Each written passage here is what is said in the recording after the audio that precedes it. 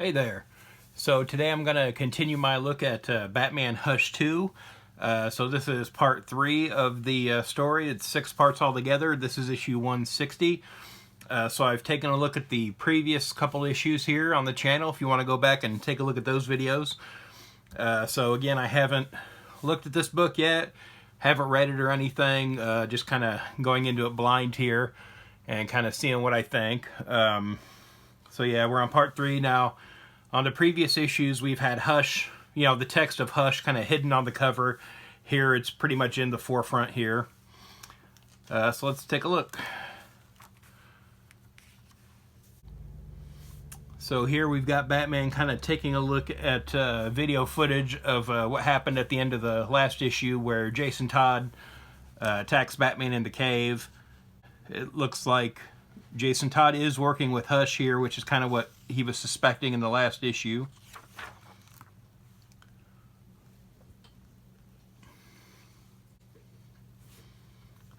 So here we've got Jason looking like he's getting ready to kill Joker here, which again is something he's wanted, like basically since he came back from the dead. We have Hush here stopping him. He throws a scalpel in the barrel of the Red Hood's gun here and tells him to go ahead and shoot, you know, and the gun will backfire on him.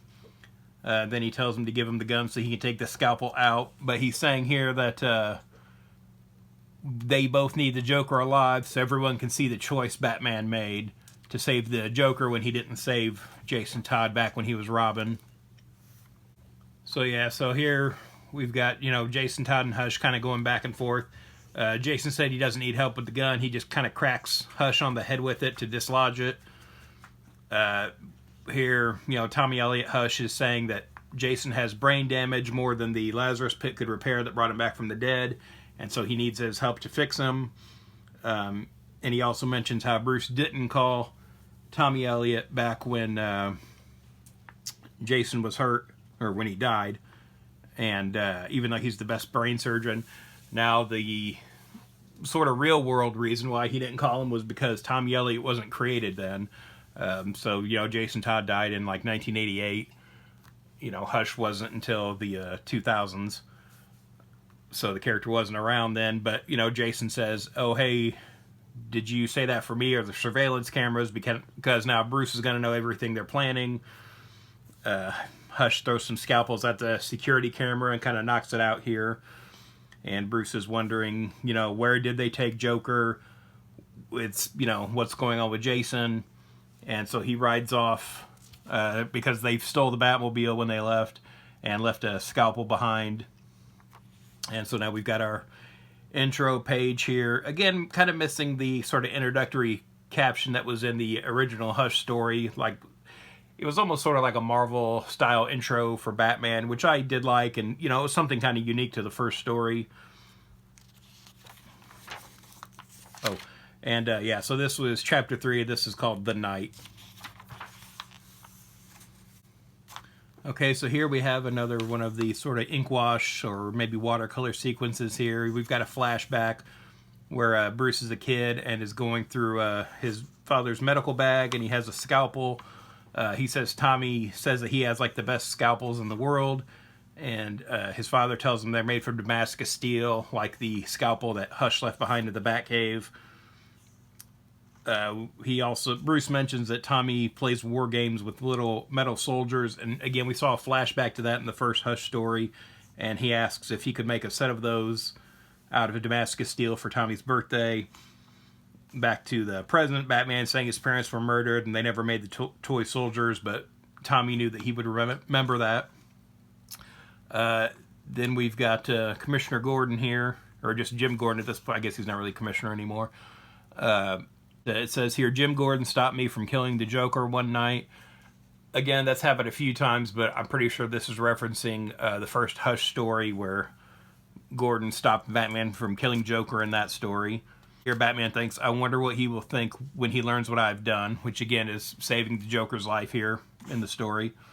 Here, Gordon sees a tablet with a note on it, says a friend, and it looks like this is a message from the Joker.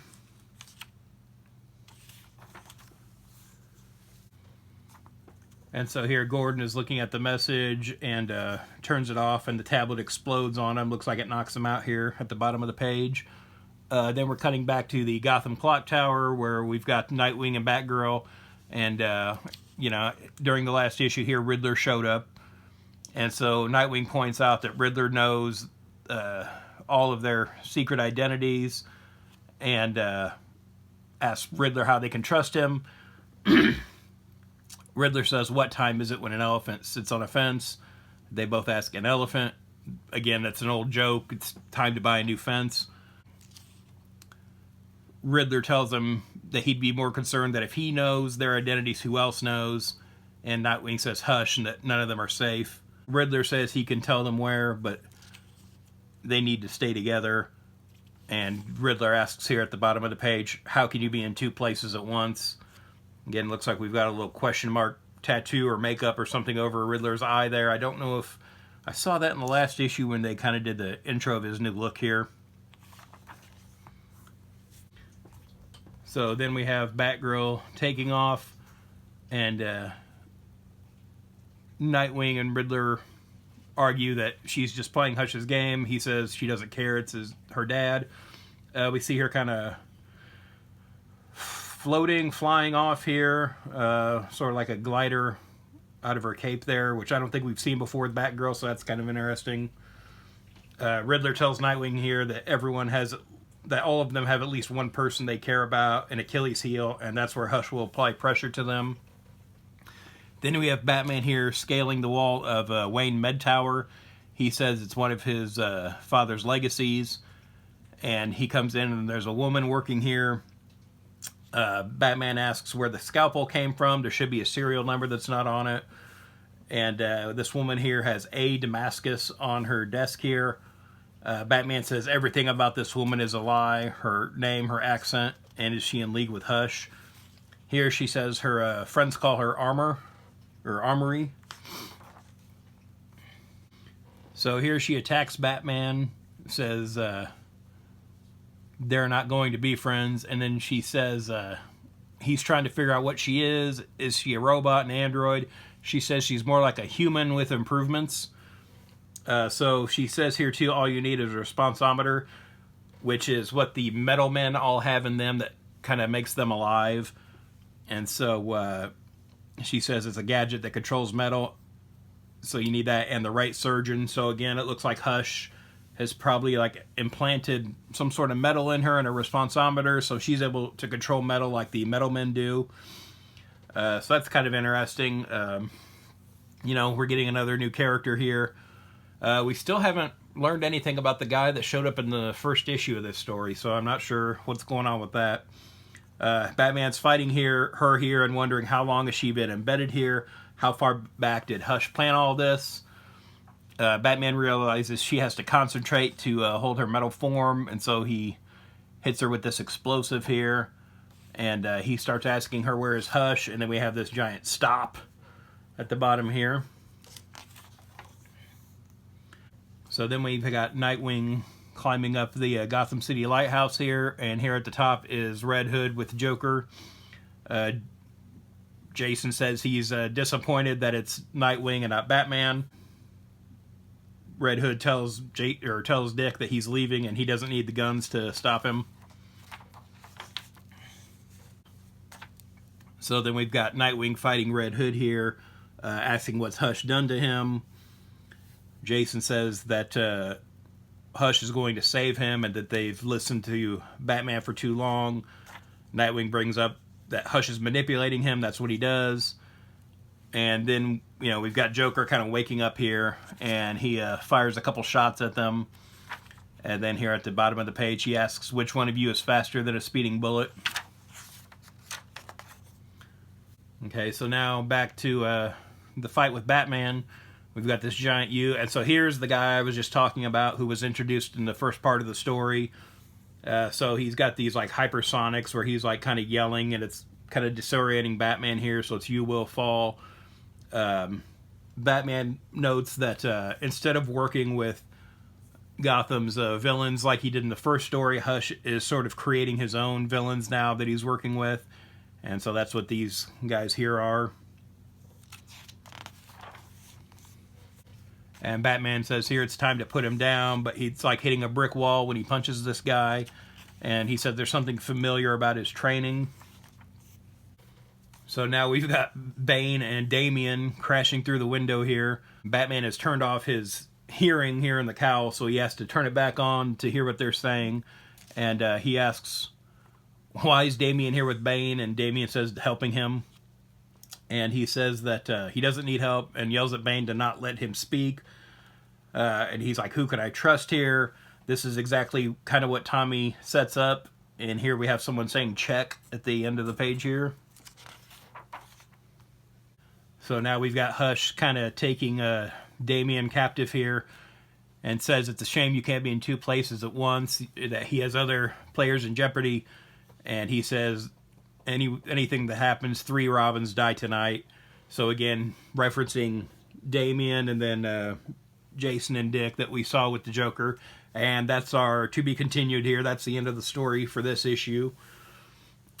Yeah, so I feel like after the last issue, the story wasn't really moving along as fast as it should. Again, the previous Hush story was 12 issues. This one's only 6. So I expect, the pace to kind of speed up a little bit here.